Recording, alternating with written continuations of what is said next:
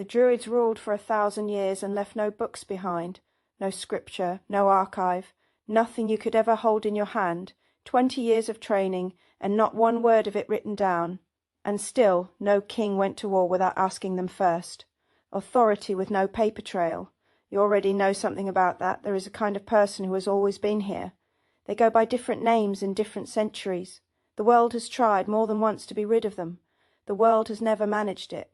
If you carry one of these patterns, you already know. Today the Druid.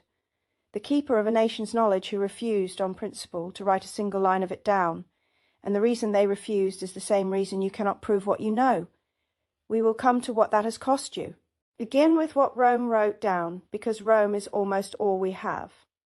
Julius Caesar met the Druids in Gaul in the 1st century before Christ. He recorded what he saw in his Commentari de Bello Gallico, his account of the Gallic Wars. The Druids, he wrote, were the learned class. They settled disputes, they judged crimes, they decided boundaries and inheritances. When two tribes stood on the edge of war, it was the Druid who walked between them. Nothing of consequence happened in that world without their counsel. And here is the part that should stop you. They wrote none of it down. Not because they could not. Caesar is explicit. The Druids used Greek letters for ordinary business, for accounts and for trade. They were entirely capable of writing. They chose not to commit their teaching to text. Caesar even gives the 2 reasons they gave him. They did not want their doctrine made common, and they did not want their students leaning on the page instead of the memory. A written thing can be copied by anyone. A thing held in memory has to be earned. So the training took 20 years. 20 years to hold what could not be written. The young Druid learned in the groves, the ones the Romans called sacred and quietly feared. Vast spoken libraries of law and lineage and cosmology, verse upon verse, held entirely in the body. Nothing on a shelf, nothing in an archive. Everything in a living mind, passed mouth to mouth, generation to generation, with no copy anywhere on earth. Think about what that produced. A Druid could not show you their qualifications. There was no document to point to, no certificate, no scroll, no proof that would satisfy a stranger. Their authority rested on something that left no trace outside themselves, and yet kings deferred to them. Tacitus, writing later, describes the Roman assault on the island of Mona, the place we now call Anglesey, where the Druids had gathered. The soldiers hesitated on the shore. They were afraid, not of weapons, of people who knew things and would not show where the knowing came from. Pliny the Elder recorded the Druids' rites with the oak and the mistletoe, half in wonder and half in contempt. He did not understand it. That was rather the point. The knowledge was not built to be understood from the outside. It was built to be held by the one who had grown the capacity to hold it. You did not read your way into being a Druid. You became one, slowly, in the body, over a span of years, until the knowing and the person were the same thing. This is the part that history cannot quite name, because history is written by the people who write things down. There was a whole civilization of authority that ran on the unprovable. On knowledge no one could audit. On sight no one could check.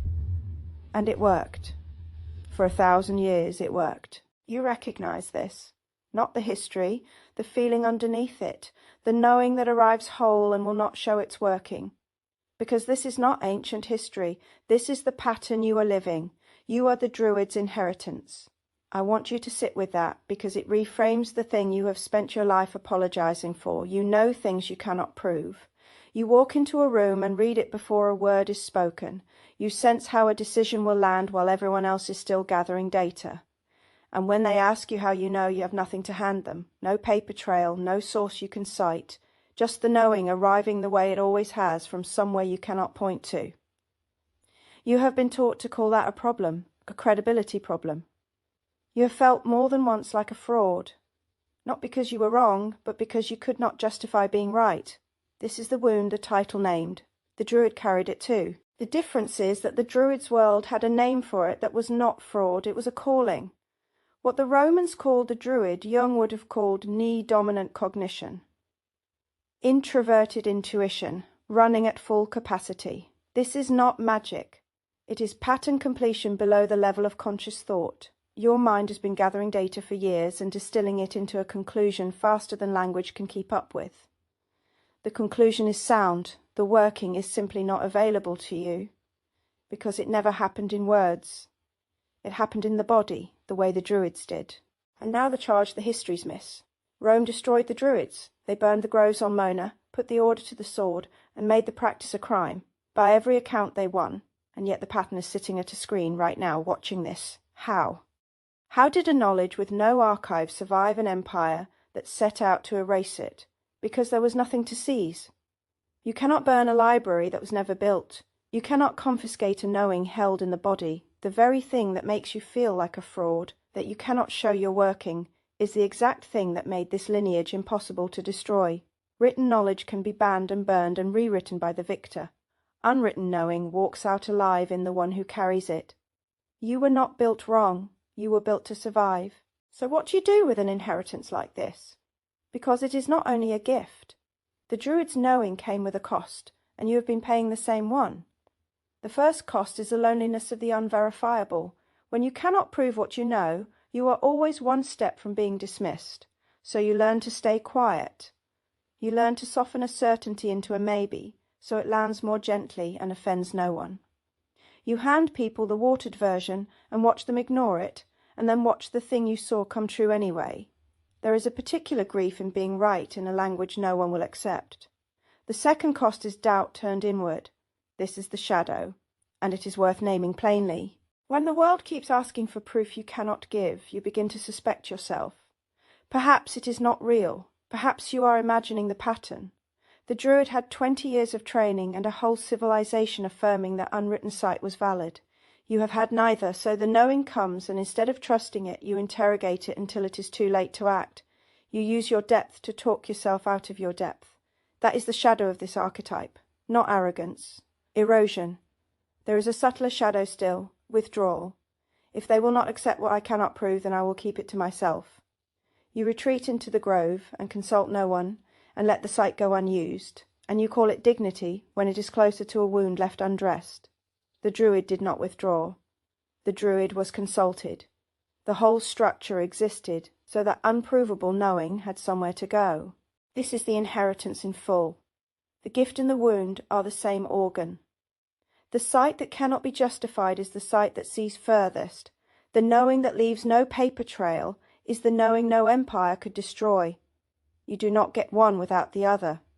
The work is not to fix the unprovability. It cannot be fixed. The work is tending, learning to trust the knowing without the proof, learning to offer it without apologizing for the absence of a source, learning to let yourself be consulted again, instead of merely right in private. The Druids are gone. The groves were cut down 2,000 years ago. But the histories were wrong about what they destroyed. They destroyed the buildings, the rites, and the men. They could not reach the pattern because the pattern was never in the building. It was in the kind of person who could hold what could not be written. That person did not end on the shore of Mona. That person is reading this. You were not born with a credibility problem. You were born holding an inheritance that the modern world has forgotten how to receive. The sight is real.